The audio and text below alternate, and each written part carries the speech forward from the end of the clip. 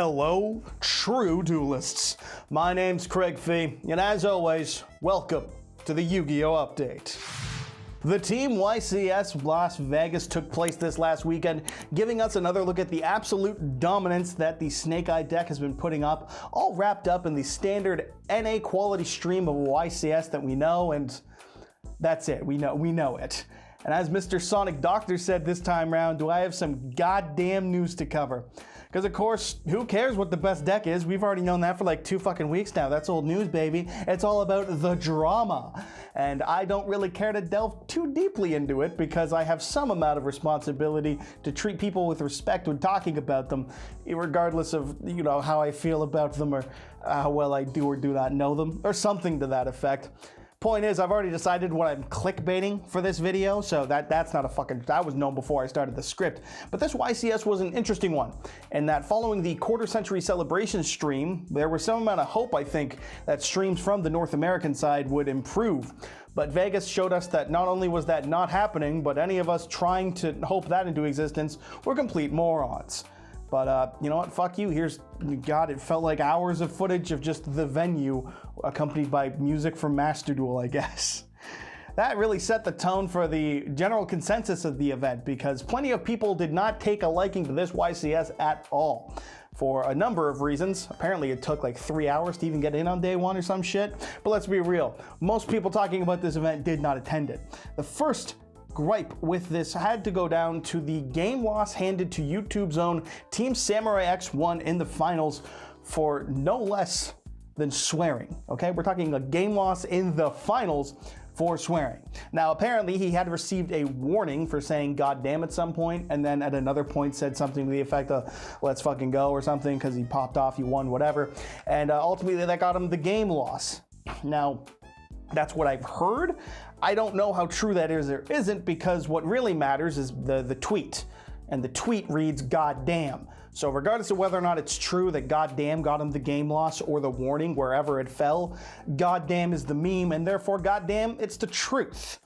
Really, what matters more? Either way, there's some amount of penalty for saying "God damn" in Yu-Gi-Oh!, which is incredibly goofy. Me personally, I fully endorse that, because now I have an easy little excuse as to why it is I can't win YCSs, and I can say it's because I swear too much, okay? It's totally not because I'm bad at the game and I don't play it regularly enough or compete at high-level events at all. No, that's got nothing to do with it. It's because I like saying "God damn" too much, and that's the reason I'm not topping, and anyone else who says otherwise is a liar. Super secret, I'm good at the game, but I say fuck anyways. Goddamn, it's a stupid rule. It is a rule, it's in the policy. I can't fault them for enforcing a rule. I just think it's a really goofy one. And I think that the biggest irk people had in regards to it, not just for the fact that goddamn can get you a game loss in some capacity, was that the finals were kind of pretty deeply affected by it. A team of 2 YouTubers and fan favorites going up against a player with let's say a history of issues, just to gloss over that lightly, and featuring a streamed duel with a cocky competitor, let's say.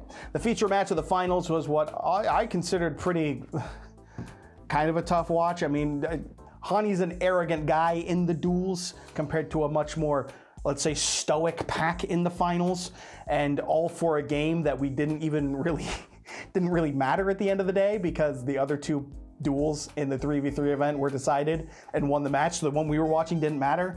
It was like a flashback to Worlds of Jesse versus Josh, which that was cool. I love watching games that don't fucking matter, and then all capped off by not even doing any sort of handshake or, you know, sportsmanlike behavior. Now, to be clear, because if I don't say this, somebody's gonna come in and declare it as if it's a fucking revelation. Hani's a much better player than me, like markedly superior duelist. I'm not even in the same realm. That's not a question, but as I like to say, be a dude, not a dick. And I think it's pretty clear the consensus where most people fell, he landed on the dude versus dick conundrum. Off-putting, to say the least, to some. Some people did like it, considering trash talk, pardon me, to be a part of the competitive game and all that jazz, and others are irked by it, especially when Hani's behaving so condescendingly in the eyes of some, and then Sam got a game loss for goddamn, and it affected the finals, and got a win to people who didn't want to be people's champ, but yada yada yada. Okay, people have opinions about it, you can share yours. To be clear, I don't think that what Hani was doing was like egregious. I don't think he deserved a game loss or anything for it. The same way I don't think Sam deserved a game loss for saying goddamn. But it was a hell of a duel, and all decided on fucking like summon limit, but actually not at all, because it didn't fucking matter. It didn't even fuck. I love Yu-Gi-Oh! I love that the duels I watch don't even fucking matter. Either way, it led to a discussion about trash talk and sportsmanship in Yu-Gi-Oh! And any reason I have, truthfully, to really shoehorn in a reference to Jingate from 2015, shout out to Patrick Hoban, that's a great fucking day in my book. So I'm taking that for the victory, and we're just gonna wrap up that segment there. And apart from that nonsense, we can also look at the numbers, because this was like an event with other stuff going on beyond the people playing it. Specifically, Fire decks took a whopping 40 of the 48 top decks that made up for top 16. 22 in the Fire King variant, 18 pure Snake Eye. And following up as the second best deck that wasn't Fire was Voiceless Voice, which had 5 decks. A whopping 10% for second place. Wow.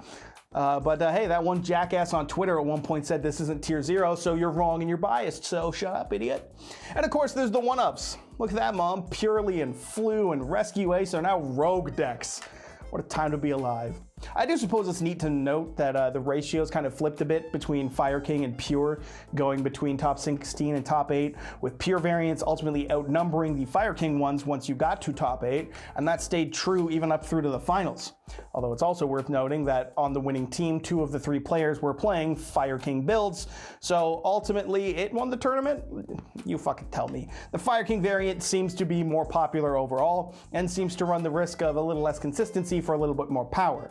Between the 2 teams who won the last 2 Team YCSs, there's been 4 Pure Pyre builds and 2 Fire King variants. And also notably, Jesse won the Undisputed Ultimate Duelist series with the Fire King build, so I don't know what the fuck it is I'm saying. There's not really a definitive winner, I guess, at this point. So I guess we'll see which does better and wins solo on the YCS Sydney, taking place on March 9th and 10th, won't we? We'll let the boys and girls down under.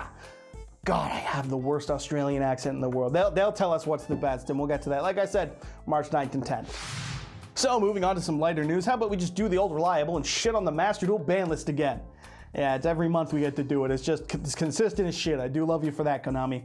Because following the release of Snake Eye and Master Duel, it quickly became the best deck, or if not the best deck, the most popular one. I do not give a shit enough to argue with you about it. I'd call it the best deck. I don't care what you think. Regardless, people were like, wow, I hope this new deck gets hit, as if they don't say that every single time and as if it ever fucking does. And then Master Duel dropped this to fucking address the ban list and the game at large. So that's cool. Brain dead players in shambles, because branded openings now limited. They've also got some light slaps to Cyber's decks and super heavy Samurai in a way that isn't fucking meaningful. But hey, Adventure gets an Enchantress to 2, and Prank Kids Meow Mew, as well as King of the Swamp, are unlimited again. Oh, I do gotta say, I do love that all the cards going onto the list are rare and normal, and all the things coming off are super and ultra. That is a funny little coinky dink, isn't it? This went through some level of management, of course, which is probably the most startling thing about it. Someone, somewhere, approved this. They were paid, and possibly people were paid, to go over this, produce this, and give it to the world. What the fuck have I been doing at my day job if I can just put out that thing and be like qualified? I can be a certified Konami employee if I put out lists like this? I can fucking do that, Konami. I'll do it for less. I'll be the shill coming in underneath. Fucking, what do they call the scabs and unions and all that jazz, okay? I don't know what the fuck this is. I don't care about it anymore. Get it off the screen. There's also the new sleeves that will be coming to Master Duel, which apparently had a winner for like 3 different regions. Yeah, there was that whole vote for the new sleeve to accompany the Blue Eyes one. And then from what I found, they've got 3 new ones coming. So what, cool, fuck it, why not? I mean, more is better, I'm not complaining. The new sleeves are Dia Bellstar and Dark Magician Girl, coming in as very unsurprising wins, because Konami had teased it was them or Max C or Red Eyes. That's what the tweeter had hinted at, which is why it was somewhat of a shock, to me at least, that Japan got their own vote and that the winner of that vote was Trap Trick Sarah. And there's a lot of things I can say here, and I've said my, opinion by and large about it, at least once on this channel or twice on this channel or a few times on this channel. But even outside of that, the real simple joke to make is that there is nothing the Yu-Gi-Oh community can do to beat the allegations. And in future set news, the OCG has confirmed Animation Chronicle 2024 will be a thing this year.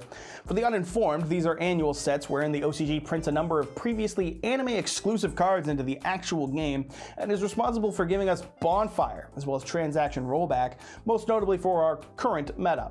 Granted, Bonfire is a standout of standouts compared to previous Animation Chronicle cards. I don't think many people were all that impressed by the Advanced Crystal Beasts or Karibo Brothers previously, but hey, maybe some of us were. Namely me, because I will be working on the 20-piece McNugget deck of Legend. Regardless, this set will be dropping on June 22nd for the OCG, and I expect we can get them in the TCG sometime in like the last quarter of 2024. We usually get them in a Battles of Legends set, but last year we also got them in the Maze set, so I don't know. You expect it in like Battles of Legend, the Revenge of Coolman 1000, or Maze of fucking mediocrity, or whatever the fuck they're gonna call it.